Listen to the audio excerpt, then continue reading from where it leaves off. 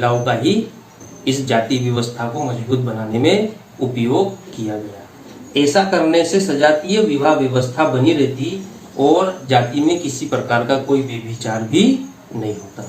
अतिरिक्त पुरुष की समस्या का समाधान का यह सबसे बढ़िया रास्ता मनुस्मृति ने निकाला था। इस प्रकार हम देख सकते हैं कि उपरोक्त उपायों को अपनाकर स्त्री पुरुष के बीच संख्या के अनुपात के कारण आने वाली परेशानियों से बचा जा सकता था। तो वो 4 उपाय कौन से थे? पहला था कि मरे हुए पति के साथ उसकी विधवा को जला दिया जाए। दूसरा उपाय था कि विधवा को जीवन पर्यंत विधवा रखा जाए, उसको दूसरे किसी पुरुष से शादी करने का कोई अधिकार नहीं होगा। तीसरा था कि जो विधुर है, जिसकी पत्नी मर गई है, तो उस आदमी पर ब्रह्मचारी का जीवन जीने के लिए उसे मजबूर किया जाए। और चौथा उपाय था कि उसकी शादी ऐसे किसी लड़की से कर दी जाए जिसकी कि अभी शादी की उम्र हुई ही ना हो। तो इन उपायों को अपनाकर जाति व्यवस्था को निरंतर बनाए रखा जा सकता था, जाति स्थायी की जा सकती थी।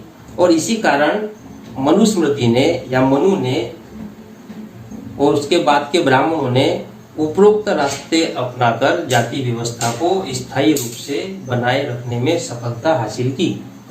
तो आगे बाबा साहब अम्बेडकर कहते हैं कि सती प्रथा, अनिवार्य रूप से विधवा बने रहना और बाल विवाह ये एक ऐसी प्रथाएं थी जिनका उद्देश्य जाति में अतिरिक्त पुरुष और अतिरिक्त स्त्री की समस्या का हल करना था।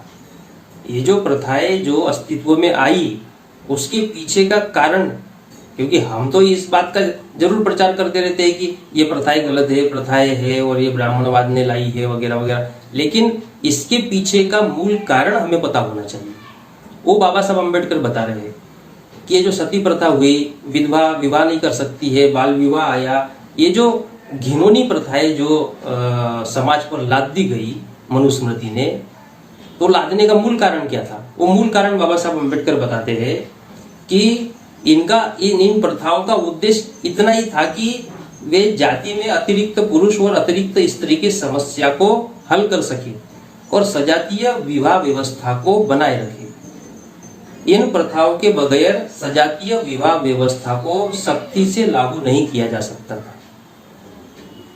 और सजातीय विवाह व्यवस्था के बगैर जाति का निर्माण नहीं किया जा सकता था। जब एक जाति के पुरुष का उसी जाति के स्त्री के साथ में अगर शादी नहीं होगा, फिर जाति व्यवस्था तो बनी नहीं रहेगी। ऐसे प्रैक्टिकली तो अलग अलग जातियों के लड़का लड़की आपस में शादी कर लेंगे और जाति व्यवस्था तो फिर उसका तो कोई अस्तित्व रहेगा नहीं नियम बनाने के बावजूद। उसके लिए सजातीय विवाह करना जरूरी था और सजातीय विवाह करने के लिए स्त्री पुरुषों का अनुपात समान होना जरूरी था और स्त्री पुरुषों का अनुपात समान होने के लिए प्रैक्टिकली रूप से अतिरिक्त पुरुष या अतिरिक्त स्त्री बच जाती है, तो उस अतिरिक्त स्त्री और पुरुष की व्यवस्था करना जरूरी था। तो ये मनुस्मृति ने ये काम किया।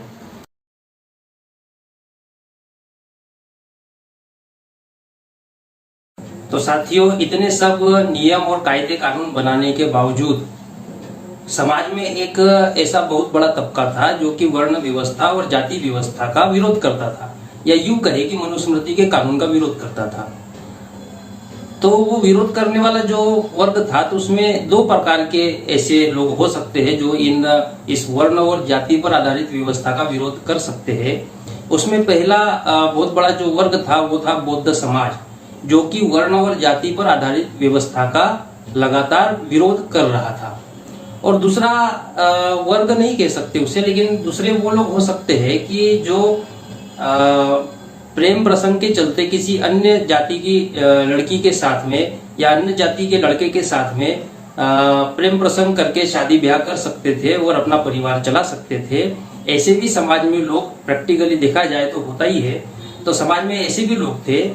तो ये 2 प्रकार के लोग ऐसे थे जो कि जाति व्यवस्था को धक्का पहुंचा सकते थे या जाति व्यवस्था के विरोध में अपना आचरण कर सकते थे, कानून के विरोध में जा सकते थे।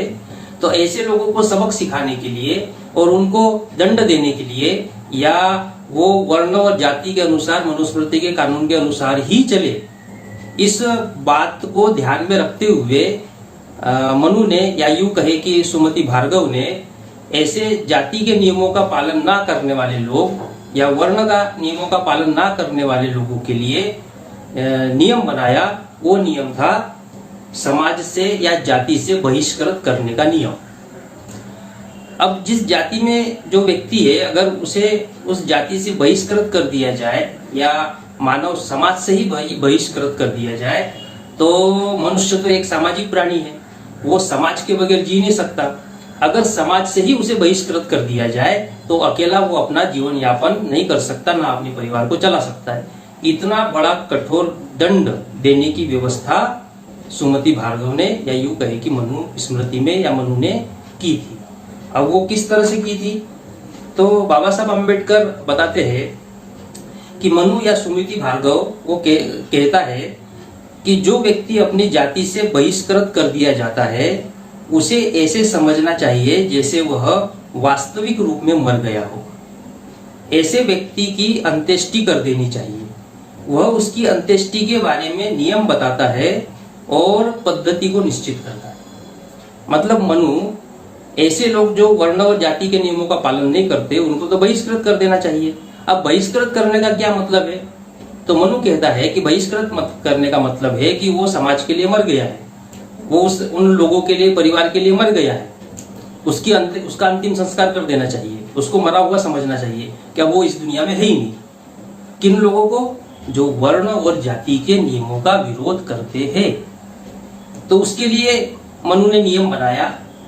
तो मनुस्मृति के श्लोक नंबर 11.182 में कहा गया है कि बहिष्कृत व्यक्ति के सपिंड वालों को चाहिए कि वह संबंधियों और गुरुओं की उपस्थिति में सायंकाल को किसी अशुभ दिन नगर से बाहर जल तर्पण करे। इसका मतलब यह है कि मनु ये कहता है कि जो व्यक्ति वर्ण और जाति के नियमों का पालन नहीं करता है ऐसे व्यक्ति को बहिष्कृत कर देना चाहिए और उसके जो सपिंड यानी उसके अपने जो परिवार के लोग हैं उन परिवार के लोगों ने कोई अशुभ दिन चुनकर वो उस व्यक्ति का जल तर्पण करना चाहिए, यानी उसका अंतिम संस्कार कर देना चाहिए, वो भी अशुभ दिन देखकर।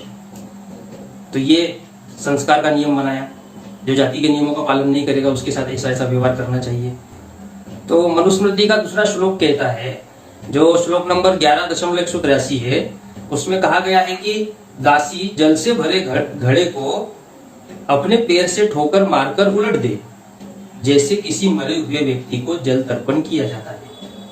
तो मतलब जो व्यक्ति बहिष्कृत हो गया है तो उसके परिवार में जो जिस प्रकार एक दासी होती है, वो दासी भरे हुए घड़े को अपने पैर से ठोकर मारकर फेंक देती है, उसी तरह बहिष्कृत व्यक्ति को अपने घर से ठोकर मारकर फेंक देना चाहिए, जैसा कि उसका अंतिम संस्कार कर दिया गया हो। अब ये जो नियम थे, इस नियम की अगर विवेचना की जाए, इन नियमों के बारे में अगर गहराई से अध्ययन किया जाए, तो बाबा साहब अम्बेडकर कहते हैं कि ये नियम एक प्रकार से उन लोगों के लिए धमकी थी जो जाति व्यवस्था को स्वीकार नहीं करना चाहते थे या जाति व्यवस्था के विरोधी थे। उनके लिए मनुस्मृति में धमकी दी गई कि लोगों को जाति व्यवस्था में समायोजित करने के लिए उन्हें नियमों के आधार पर बलपूर्वक जाति व्यवस्था को मानने के लिए मजबूर किया जाना जरूरी था। अब वैसे तो जाति के नियमों को नहीं मान रहे, वर्ण के नियमों को नहीं मान रहे, वो विरोध कर रहे हैं, तो उनको बलपूर्वक जाति के नियमों को मानने के लिए मजबूर करना जरूरी था। क्योंकि अगर वर्ण और जाति की व्यवस्था के विरोध में विद्रोह खड़ा हो गया तो फिर जाति व्यवस्था टिकाऊ नहीं बनी रहेगी, वर्ण व्यवस्था टिकाऊ नहीं बनी रहेगी। उनकी देखा देखी दूसरे लोग भी जाति के नियमों का पालन नहीं करेंगे और ये जाति व्यवस्था जो है ध्वस्त हो जाएगी, और जाति व्यवस्था ध्वस्त हो गई तो फिर ब्राह्मणों का वर्चस्व स्थापित नहीं हो पाएगा। तो जाति व्यवस्था को बनाए रखने के लिए ये जो जाति और वर्ण का विरोध करने वाले जो लोग थे, उन लोगों का मुंह बंद करना जरूरी था, या उनको बलपूर्वक उनके इस कृत्य को जो वो विरोध करते हैं उसको दबाना जरूरी था। तो आगे बाबा साहब अम्बेडकर कहते हैं कि इसलिए जाति से बहिष्कृत करने के नियम बनाए गए तथा बहिष्कृत व्यक्ति को मरे हुए व्यक्ति के समान मानने की धमकी दी, ताकि इस जाति व्यवस्था के विरुद्ध कोई आवाज न उठा सके या कोई आवाज उठाने वाला या विद्रोह करने का कार्य करे तो लोग उसका समर्थन ना कर सके। एक तो कोई व्यक्ति इस जाति वर्ण के विरोध में आवाज नहीं उठा सके, और मान लो आवाज उठाई तो फिर कोई दूसरा व्यक्ति समर्थन नहीं करना चाहिए, क्योंकि